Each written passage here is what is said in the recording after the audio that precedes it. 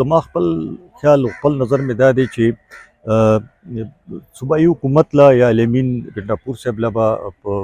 سیاست او په ګورننس کې تفریق کولی دا به بېلولي صوبه چلولو دپاره چې کوم دی دوی له به د وفاقي حکومت سره څه نه څه تعلق ضرور ساتل غواړي ځکه چې زمونږ د 90% نه زیات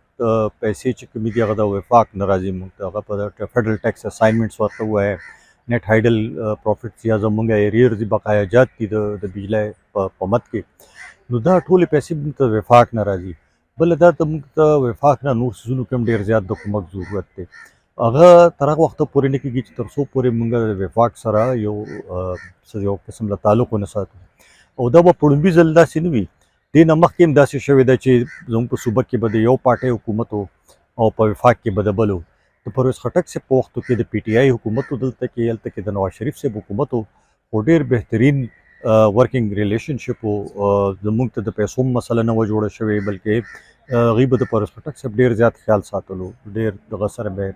هغوی چې کومې مطالبې به هغه به یې پوره کولې نو اوس هم هغسې کیدی شي مسله دا ده چې دې وخت کې الیمین ګنډاپور صاحب سره سیاسي عهده هم ده هغه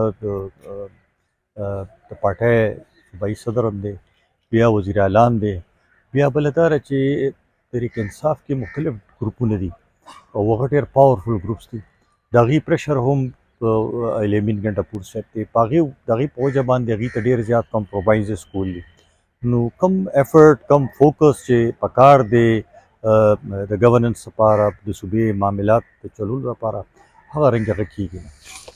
زما نه دی خیال چې خبره به دونه حده پورې لاړ شي تر هغه وخته پورې چې تر څو پورې صوبه پوره د کنفرنټیشن په موډ کې نیتلې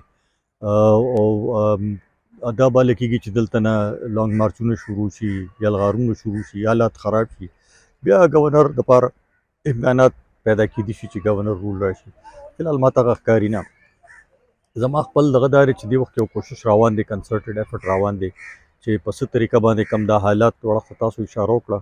د هغې د سمون دپاره لګیا د انټرونشنز کېږي په خیبر کې تاسو کتل اوس په تیرا کې عملیات روان دي دې نه پس کېدی شي نورو ځینو کې عملیات روان شي نو دغه خو بوشي خو زموږ مسلې دا یو مسله ده بله غټه مسله زموږ چې کومه ده ما تاسو ته وایي زموږ مالي او د ګورننس حالات دي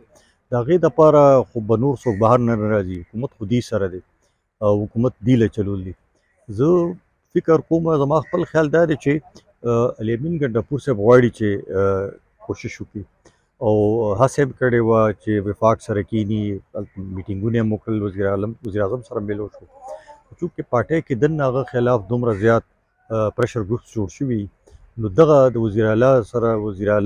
اعظم سره د وزیر اعلی تصویر چې راغلو په اخبار کې خان صاحب پسې یوړی شو بیا مسله خرابه شوه نو هغه کوشش کوي ایفرټ کوي خو